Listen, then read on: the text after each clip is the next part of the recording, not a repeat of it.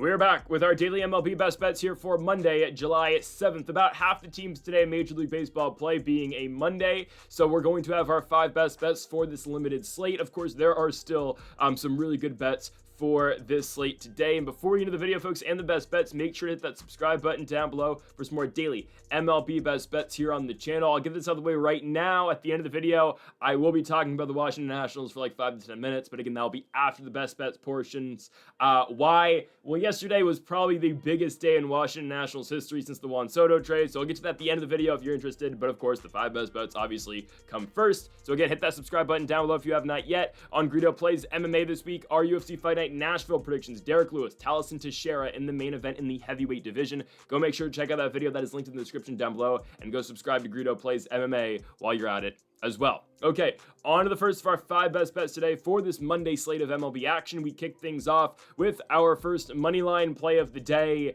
I'm going with the Detroit Tigers to be the Tampa Bay Rays. My rule usually with the Detroit Tigers is if we can get them anywhere near even money like we did on Saturday where Casey Mize went to Progressive Field and won against the Guardians, obviously that 1-0 shutout for Detroit, we're going to take the Tigers. Today is no different. Tigers, Rays at Comerica Park in Detroit, Michigan, and the Tigers are underdogs. Yeah, I'm going with the Tigers. I know why they're underdogs, and Shane Baz is pitching for the Rays. He's been really good recently, and Jack Flaherty's going for the Tigers. He hasn't been good recently. But not just picking this because, the Tigers are the Tigers. They have the best record in the MLB. They're hot right now. They came off that sweep in Cleveland where the Guardians scored like 2 runs in 27 innings. But, I mean, hell, it won't get worse than the Pirates did last weekend. Anyways, I'm not just doing that. I'm not just picking the Tigers because they're the Tigers. I'm picking Detroit because I do think Jack Flaherty, I am picking them somewhat because they're good, but another main reason is because of the momentum Jack Flaherty put together at the end of his start on Wednesday against the Washington Nationals. Of course, I watch every Nationals game. That start did not go well early for Jack Flaherty, right? I believe who was it that homered in the first? Oh, it was Nathaniel Lowe, right? It was the Nathaniel Lowe hit. Josh Bell with 2 RBIs in the first and the third innings. Anyways, Nationals go up 3-0 early in that game. That was the game where the Nationals came back and ended up winning late. But anyways, they go up 3-0, and from the third inning on, Jack Flaherty finishes his start, I believe, with 7 or 8 consecutive strikeouts. So again, didn't start all that well, gave up 3 runs to start the game off, but closed out and put his team in a position to win when he left that game. Obviously, Detroit ended up taking the lead towards the end of that ball game. They were up 4-3 at the end of the 7th inning. Obviously, the Nats came back and won, but when Flaherty exited that game, it was a 1-3 game, but Flaherty had gone 7 straight batters without a ball even entering the field of play because the way he was slicing and dicing that Nationals lineup, again, just with strikeouts. So I think Flaherty, who I will be honest with you, has been pretty bad over the last month or so, is building some momentum. Because again, he started off bad, really got it together towards the end of that start, and gave the Tigers 5 quality innings, right? 5 innings, 5 hits, 3 runs, but the 9 strikeouts, 7 of which were to close the start.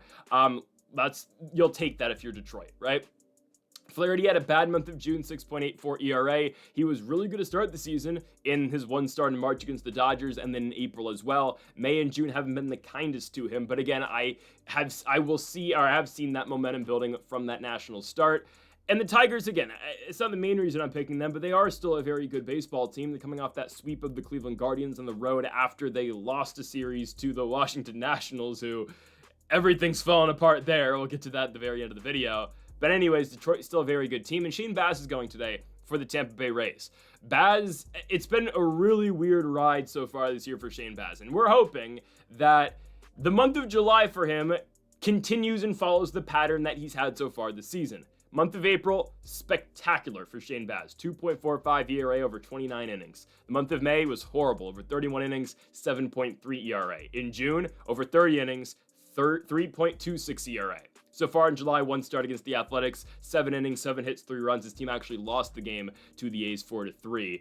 He did not take the loss. He got a no decision in that start. So we're hoping, again, Shane Baz goes the wrong way here in the month of July after a really good month of June. Again, it's just the pattern we've seen. Good month of April, bad month of May, good month of June. Maybe July isn't the kindest to him. But again, if there's a lineup that is going to pounce, and if there's a lineup that is going to take advantage of some missed spots by Shane Baz, it 100% is going to be Detroit.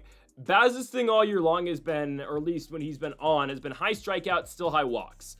If you give Detroit that many free base runners, they are going to take advantage. They're going to hit with runners in scoring position. Again, it is a do-your-job mindset. Obviously, it's A.J. Hinch baseball, platoon baseball all the time with the Detroit Tigers. That's what I think makes it real tough on Shane Baz in the start. Again, he's been going deep into starts, especially in the months that he's been really good in April and in June. But the problem with him still is he's going to walk guys. Even in some of his best starts this season, he will walk 4 batters.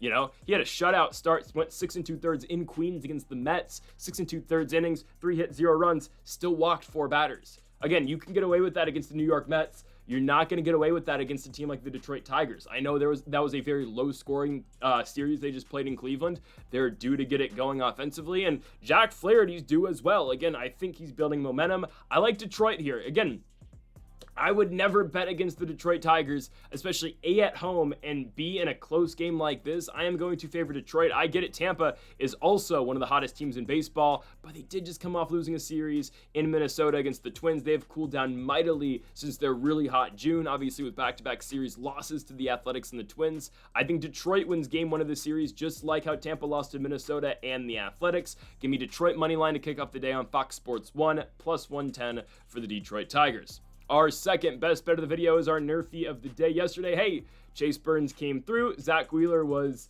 a different ballpark away from pitching a perfect game yesterday. But we have the Nerfy today in Kansas City, Missouri. The Kansas City Royals and the Pittsburgh Pirates. Our 2 starters are Andrew Heaney and Noah Cameron. We've gotten a mixed bag of results so far this season, picking Noah Cameron Nerfies. Cameron started off his year really well. The month of June wasn't so great for him. The month of July was, his 1 star in the month of July was all right, just didn't go all that deep in the game against the Seattle Mariners. But this is a pitcher so far this season in Noah Cameron with a 2.56 ERA. The lefty for the Royals will have his really good starts. I remember the last time I believe we took a Nerfy with Noah Cameron. I might be missing one, but I vividly remember picking him against the New York Yankees, and obviously that was the game where Aaron Judge took him like 480 feet at Kauffman Stadium. But overall, Noah Cameron has had a good year, 2.56 ERA. The record obviously doesn't indicate a good season, but that's just the way the Kansas City Royals have been playing baseball recently. They are coming off winning a series in Arizona, which maybe pushes the Diamondbacks to sell. I don't know, more on them later. But I don't think the Royals offense is going to get going in the first inning, and I know for a fact the Pirates aren't scoring in the first.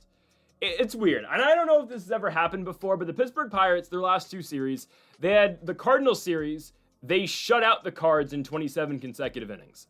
Then they go on the road to Seattle, and they get shut out in 27 consecutive innings. I don't know if that has ever happened in back-to-back series. It's crazy. So again, in Seattle, Pittsburgh lost 6-0, 1-0, and 1-0. Of course, they couldn't get Paul Skeens a win. Guy goes 5 shutout innings, 100% should have came back out for the 6th inning. Don't know what they're doing there.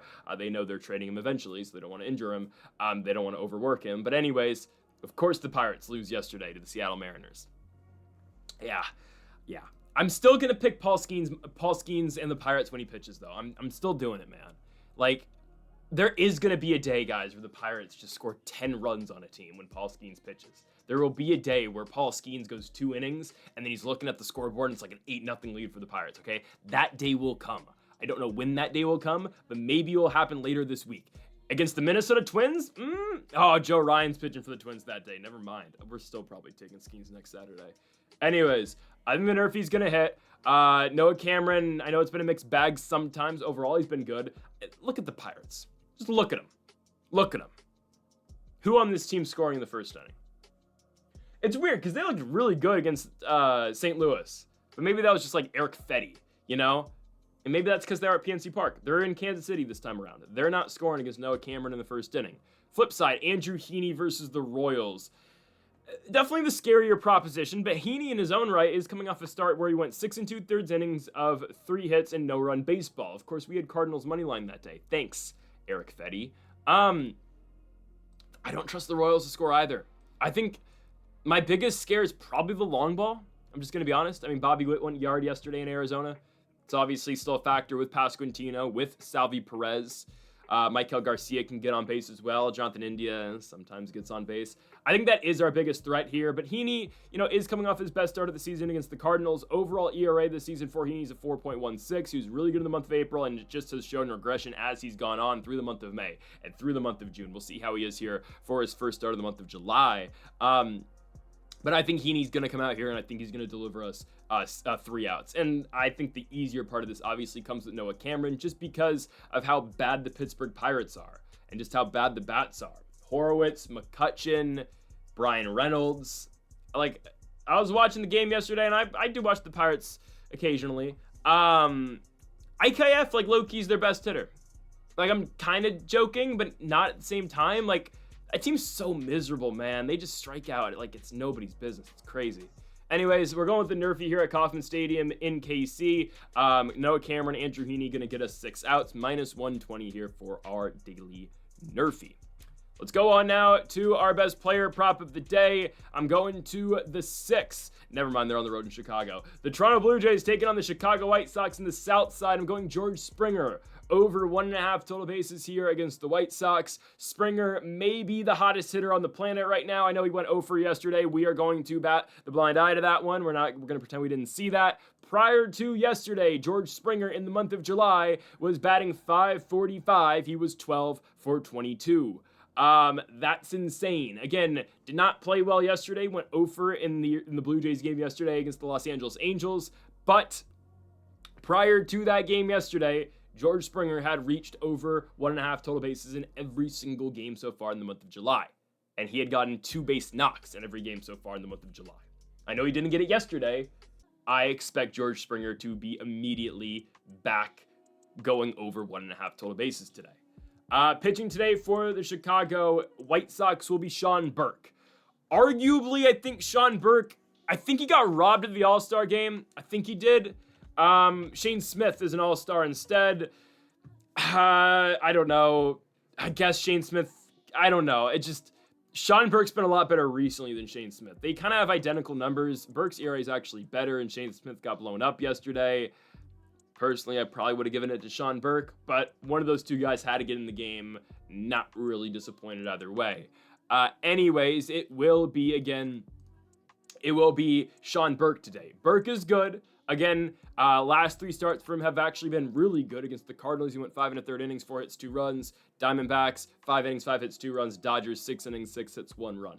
Yeah, Sean Burke's been solid. I don't know if the White Sox are going to give him an opener today. Probably not. I think that was just a thing that the White Sox were doing in Los Angeles against the Dodgers because of how dominant that the top of their order is, obviously. So, again, last Wednesday when the White Sox were in LA, Burke started in the 2nd inning. He went from the 2nd to the 7th. And his team ultimately lost the game after he only gave up 1 run. Chicago White Sox baseball. That game was rigged. Nobody's telling me otherwise. That game was rigged. They needed the Dodgers to win on Kershaw 3,000 strikeout night. I'm so serious. Like, all of a sudden the White Sox forget how to throw a ball over a plate in the 9th inning. Get out of here. That game was so rigged. Regardless, it doesn't really matter who's pitching for Chicago. Because George Springer, if he continues to hit like he did in that 5-game stretch he had from Tuesday to Saturday against the Yankees and the Angels, Springer's going to deliver for us, right? Getting on base at will, kind of just single or home run, but that's fine. Again, a home run does it, 2 singles does it. Again, this is why I like George Springer. He's been getting multiple base knocks. So again, we don't really just have to rely on the extra base hit. We don't have to rely on the home run or hella double, right? Again, in each of those last 5 games that he played prior to yesterday, George Springer had gotten on base multiple times and gotten multiple hits. So again, Springer's a .285 hitter this season, 16 home runs, 53 RBI. There is protection around George Springer in the lineup. Obviously, Bo Bichette is back. Vladimir Guerrero. Sure, the lineup does fall off a little bit from there. I understand. But the Blue Jays as a whole, this team's playing great baseball. I mean, Toronto has not lost a game since, June 29th? They swept the Yankees, swept the Angels, won the last game, and won 2 of 3 against the Boston Red Sox prior to that Yankees series. The Blue Jays might win the American League East. They might do it. I could see the Rays, but right now, yeah, it looks like the Blue Jays are going to win this thing because the Yankees are continuously falling off a cliff. But we know the Yankees are going to buy at the deadline. They're going to get a third baseman or whatever. They're going to fill up that infield again. And somehow Jazz Chisholm was an all-star, which I like Jazz, but I just don't understand that one. Anyways, though, this is the best team in the American League East right now. Sure, they're leaving Toronto, where, again, this was just, I guess right now it's just felt like a magical run because they had the whole Canada Day game against the Yankees. They stayed at home after that for their next series, the long homestand against the Angels. Now we get to see them on the road in front of maybe, 3,000 people on a cold, windy, and chilly night in Chicago, Illinois against the White Sox. I think they're going to come through. I think George Springer comes through again yesterday. A rare over for Springer. He was 0 for 4. I believe he comes through tonight. We're taking over 1.5 total bases for the former Houston Astro, now Toronto Blue Jay, George Springer. Again, over 1.5 total bases at -115. Okay. Our fourth best bet of the video, by the way, no Nationals today, so that means 3 money lines instead of just 2. So here is the second of 3 money lines. Let's go to San Diego, California, the San Diego Padres, and the Arizona Diamondbacks. I think I watch too much San Diego Padres baseball. I think I do. For someone who actually really dislikes the Padres, I think I watch them too much because I find myself... Well, we do bet on the Padres quite a bit, don't get me wrong, but it's just a team that I feel like they should be so much better than they actually are.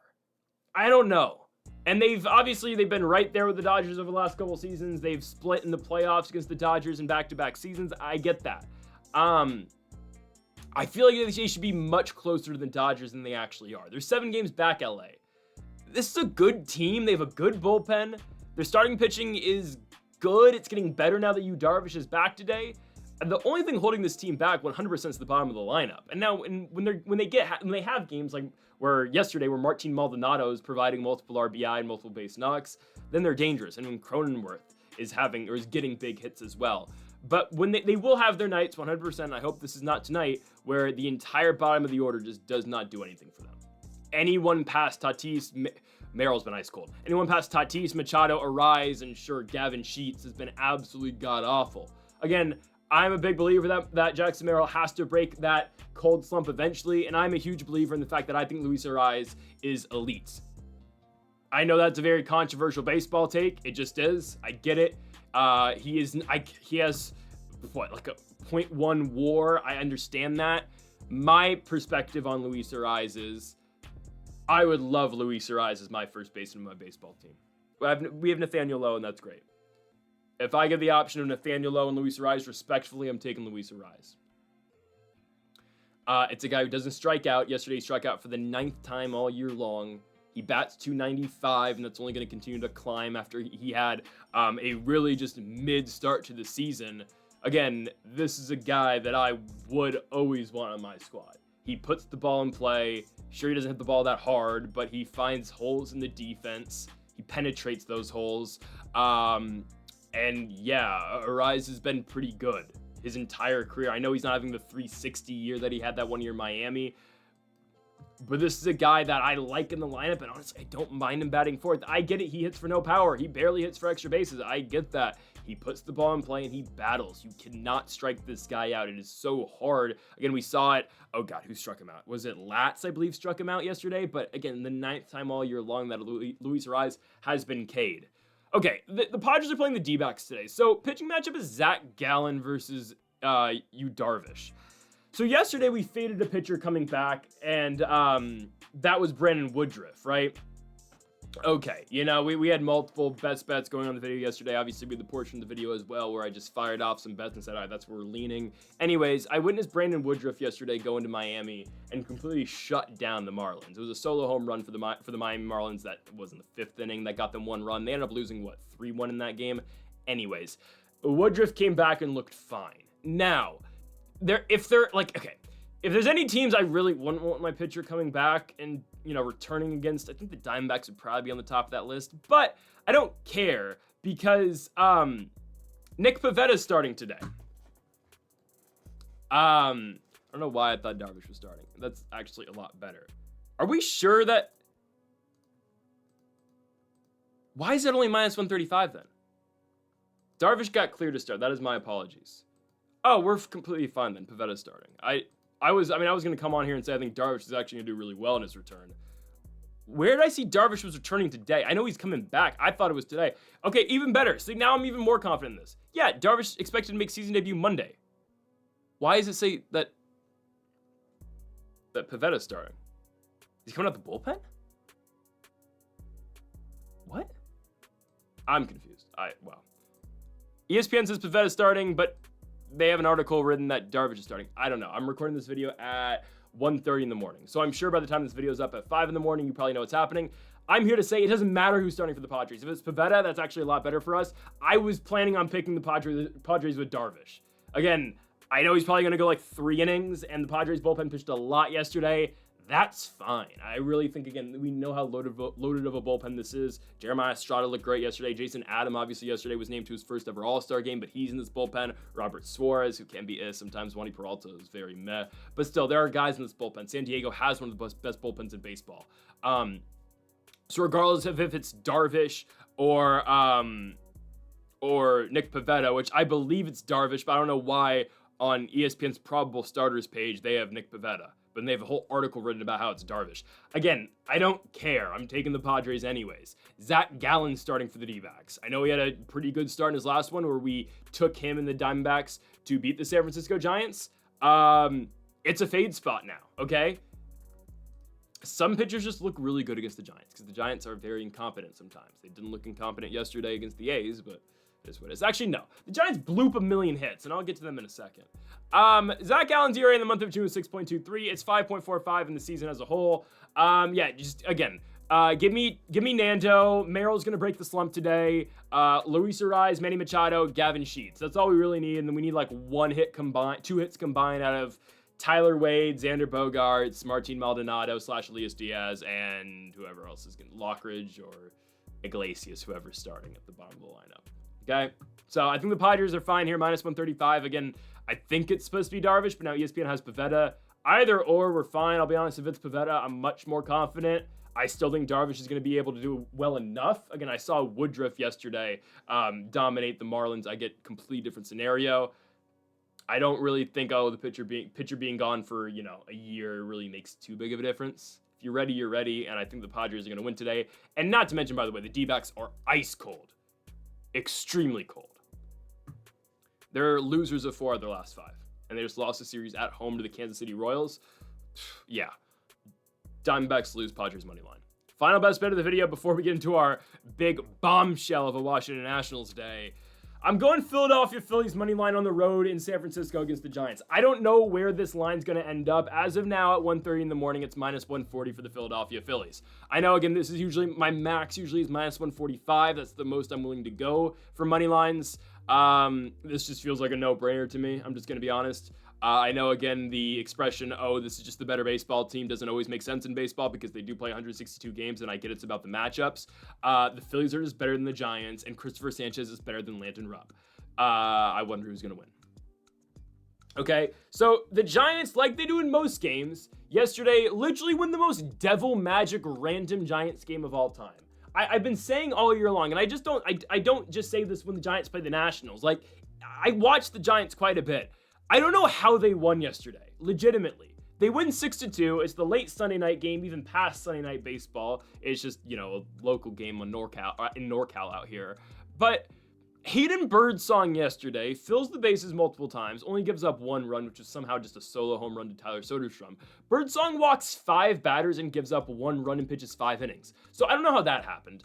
The Giants' whole big, 3-run inning in the 5th inning, how the hell did that happen? I watched 3 blue hits in a row fall. Then I watched Willy Adames for the second time in that game draw an RBI walk. And then Luis Matos, who bats 160, lines one into the gap for their first hard hit ball of the game in the 5th inning. Giants go up 5-1. But the funniest devil magic thing all game long yesterday was in the top of the 8th where Tyler Fitzgerald hits a ball in the left field and it's going deep to the wall. Soderstrom sticks out his glove and it bounces out of Soderstrom's glove and over the fence for a home run. If there is no other, evidence to prove Giants devil dark magic, it's there. I don't know who the Giants have sacrificed, but I'm telling you, they have voodoo on their side. Move them to New Orleans already. Actually, don't, because I don't want the Bay Area to lose another team. But it's just, I don't know how they do it. It just doesn't make sense to me. And the one day we picked the Giants earlier this week, by the way, Justin Verlander gives up 8 runs. Okay, so today, Landon Rupp, Christopher Sanchez. Christopher Sanchez has been really good. Christopher Sanchez has been one of the best pitchers in baseball. 1.85 ERA in the month of June. So far in the month of July, one start against the San Diego Padres, went 7 innings, 5 hits, 1 run. Yeah, this guy's elite. Okay, Sanchez has been the lead arm all year long, and if the Phillies are going to win a World Series this year, or at least just be competitive in the playoffs again, they need Sanchez to show up. And honestly, think about it. Christopher Sanchez pitches the way that he pitches. If Zach Wheeler pitches the way that he pitches, and Ranger Suarez is pitching like he's pitching right now, who's beating this team in the playoffs? And yes, I am actually including the Dodgers in that statement as well. Look how the Dodgers are playing right now. I get it, we're in the month of July. You compare how Philly's pitching right now, and if the bats can kind of just figure it out, if Harper, who I assume is going to step up in the postseason, does do that, that's the only reason why I believe Bryce is not going to be ruled out for the year, because they know he's going to show up in the playoffs. Yeah, the Phillies are a problem, okay? I don't like the Phillies. I'm telling you right now, I think this team's winning the World Series. If the bats can kind of just get it together, if they can get some bullpen arms and really just reinforce the lineup as well, I think they're going to win it. And also, again, I've been over this a million times with the Phillies. They need to just go for it this year. Their window ends like next season. Next year is probably the last year of the Phillies window. It's probably this year, actually. Schwarber's a free agent. Like, they need to go for it right now, and they have all the tools necessary to do it right now as well. Again, who's beating that rotation right now? If Luzardo can just be decent too as their fourth, oh my goodness. Or they have Mick Abel too. Like, again, it's just, you pitch Zach Wheeler in game 1, Christopher Sanchez in game 2, Ranger Suarez in game 3 in the NLDS, and then, okay, you can probably go short rest Wheeler in game 5. Or if not, again, you pitch whoever in game 4, and then Wheeler in game 5, you need him. Oh man, they go 4-man rotation in the NLCS. This team beats the Dodgers. So serious. And today they're beating the Giants, okay? Bryce Harper's not going to go hitless again, all right? Bryce is going to have to get a hit eventually. Schwarber, Turner, Bohm, Castellanos, again, they just need to add depth. They just need to add guys to the bottom of this lineup. I don't know who that's going to be. Cedric Mullins, I wouldn't mind for this squad. Again, they just need to find some production somewhere at the bottom of the lineup, kind of like the Padres to an extent. But this is a good baseball team. The Giants, again, their dark magic's going to wear off eventually, and that's going to happen today. Christopher Sanchez is going to dominate the San Francisco Giants, okay? He's going to be like what we should have got yesterday at the Athletics, but Christopher Sanchez is actually going to throw the ball over the plate and get out. So, Phillies money line today in San Francisco at Oracle Park, minus 140 for the Phils. Okay, so that does it for the best bets today, folks, but we're not done. Because yesterday, Davey Martinez was fired. Oh, man. Oh, wow. It's crazy. So I am going to hold off on talking about the CJ Abrams All-Star snub, and I'll talk about it later. James Wood being named to his first All-Star game, and Mackenzie Gore. But again, Davey Martinez and Mike Rizzo have been fired. Oh my goodness. Again, about time, I think, but honestly, guys, I have mixed emotions about it. I know I come on here and I bitch and complain about the Nationals all the time because, I mean, who likes to watch their team have 6 consecutive losing seasons? But I will say this, okay? I am forever grateful to both Davey Martinez and Mike Rizzo for what they have done for the Nationals, okay? I know, again, the last 6 years have sucked, but I will say this right now. If you give fan bases of any sports team, would you rather win a championship and then suck for the next 6 seasons, or be competitive all 6 years, but come up short every single year in the playoffs? I know what I'm taking. I know what a lot of people are taking. I'm taking the one championship and then being horrible for the next 6 years. And that sucks. Again, the miserable pain of losing. But ultimately, not all managers and not many managers in Major League Baseball and GMs can call themselves world champions. And I know, again, this is what the Nationals do. We need to stop living in the past. And that's what this firing of both Martinez and Rizzo has done. But again, I just need to say, yes, I am grateful for both Davey and Mike Rizzo. But at the same time, again, I think this needed to be done. And what Mark Lerner went out and stated, which I don't know what to believe about Mark Lerner, but in that statement he wrote, it said we just needed a change of scenery, or we just needed a new voice in the clubhouse. I'm paraphrasing here a little bit, but it's interesting because obviously the Nats being 37-53 is not where you should be at this point of the year. This time last year, we were only like 6-5 games under, and we were definitely a whole lot worse. This is a team that arguably, again, say what you want, this is a team that arguably, if they had a better record, would have had 4 All-Stars. Wood, Gore, Abrams, Finnegan. They've got all the pieces. They have young players like Brady House and Dalen Lyle, who recently have been contributing a lot. Hell, Dalen Lyle's on a 14-game hitting streak. It's crazy. They have a starting rotation that, let's just be honest, is horrible. Shinosuke Agasawara yesterday was... it sucks, but I believe Shinosuke Agasawara was the straw that broke the camel's back yesterday. And I'll get to that, I guess, later in the week when he starts again. But it's a starting rotation that, beyond Mackenzie Gore, isn't good. It's a bullpen that is the worst in baseball besides Kyle Finnegan. So obviously something has to change. And this is where I'm a little hesitant about the whole firing. Is it really Davey and Mike Rizzo's fault? I've become a Davey defender a little bit recently because, like, what do you want him to do with this roster? And same can be said about Mike Rizzo, but obviously he's the one constructing the team.